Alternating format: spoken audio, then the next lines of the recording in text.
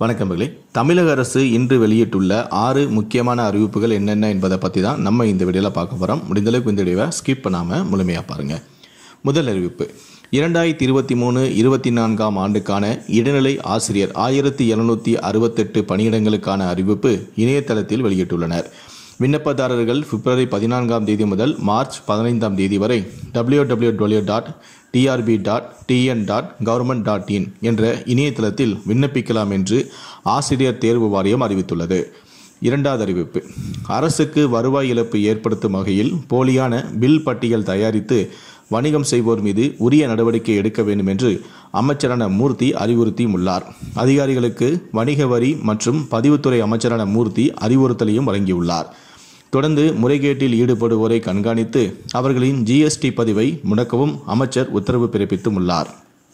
மூன்றாவது அறிவிப்பு, நெல்லை திருச்செந்தூர் பயணிகள் ரயில் சேவையானது 9 நாட்கள் ரத்து செய்யப்படுகிறது. நெல்லை மேலப்பாளையம் இடையே ரயில் பாதை பணிகள் நடைபெறுவதால் ரத்து செய்யப்படுவதாக தெற்கு ரயில்வேயும் தெரிவித்துள்ளது. நான்காவது அறிவிப்பு, தமிழ்நாடு மற்றும் புதுச்சேரியில் வரும் 12ஆம் தேதி வரை வறண்ட வானிலை நிலவக்கூடும் என சென்னை வானிலை ஆய்வு மையம் தெரிவித்துள்ளது.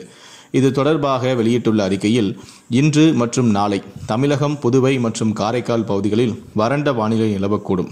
ஓரிரு இடங்களில் அதிகாலை வேளையில் லேசான பனிமூட்டத்திற்கு வாய்ப்புள்ளது.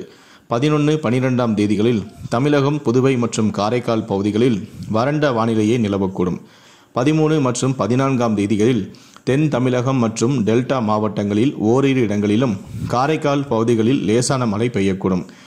ஏனைய பகுதிகளில் வறண்ட வானிலை நிலவக்கூடும். 15ஆம் தேதி தமிழகம், புதுச்சேரி மற்றும் காரைக்கால் பகுதிகளில் வறண்ட வானிலை நிலவக்கூடும். சென்னையை பொறுத்தவரை அடுத்த 48 மணி நேரத்திற்கு வானம் ஓரளவு மேகமூட்டத்துடன் காணப்படும். அதிகாலை வேளையில் லேசான பனிமூட்டத்திற்கு வாய்ப்புள்ளது. அதிகபட்ச வெப்பநிலையானது 32 முதல் 33 டிகிரி செல்சியஸை ஒட்டியுள்ளது. குறைந்தபட்ச வெப்பநிலையானது 22 முதல் 23 டிகிரி செல்சியஸை ஒட்டியுள்ளது இருக்கக்கூடும் என்றும் அதில் குறிப்பிடப்பட்டுள்ளது. ஐந்தாவது, வெடிகுண்டு மிரட்டல் தொடர்பாக தேவையில்லாமல் பதட்டமடைய வேண்டாம் என சென்னை மாநகர காவல் ஆணையரான சந்தீப் ராய் ரத்தோர் தெரிவித்துள்ளார். இதுபோன்ற வெடிகுண்டு மிரட்டல்கள் தொடர்பான தகவல்கள் வந்தால் பெற்றோர்கள் பதட்டமடைய தேவையில்லை. சென்னை பெருநகர் காவல்துறையினர் சரியான முறையில் பாதுகாப்பு வழங்கி வருகின்றனர். வெடிகுண்டு மிரட்டல் விடுத்த நபரையும் கண்டறிந்து கடுமையான நடவடிக்கைகள் எடுக்கப்படும் எனவும் சென்னை மாநகர காவல் ஆணையரான சந்தீப் ராய் ரத்தோர் செய்தியாளர்களை சந்தித்து விளக்கமும் அளித்தார். கடைசியாக 6வது அறிவிப்பு, தமிழ்நாட்டில் மாநில பாடத்திட்டத்தின் கீழ் நடத்தப்படும் அரசு மற்றும் அரசு உதவி பெறும் பள்ளிகள், தனியார் பள்ளிகளில் 10, 11, 12ஆம் வகுப்புகளில் படிக்கும் மாணவர்களுக்கு மார்ச், ஏப்ரல் மாதங்களில் பொதுத் தேர்வு தொடங்க உள்ளன.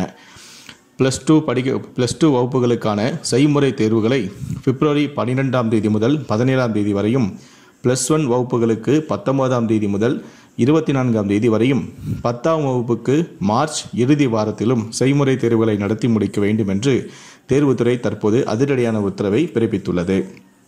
இந்த 6 அறிவிப்புகளை பற்றிய உங்களுடைய கருத்துக்கள் என்ன அப்படிங்கிறத கீழே இருக்கக்கூடிய கமெண்ட் செக்ஷனில் மறக்காமல் சொல்லுங்கள். முடிந்தளவுக்கு இந்த வீடியோவை மற்றவங்களுக்கும் ஷேர் பண்ணுங்கள். மேலும் இது போன்ற பல வீடியோக்களை பார்க்கணும் அப்படின்னு நினச்சிங்கன்னா மறக்காமல் சேனலை சப்ஸ்கிரைப் பண்ணுங்கள். நன்றி, வணக்கம்.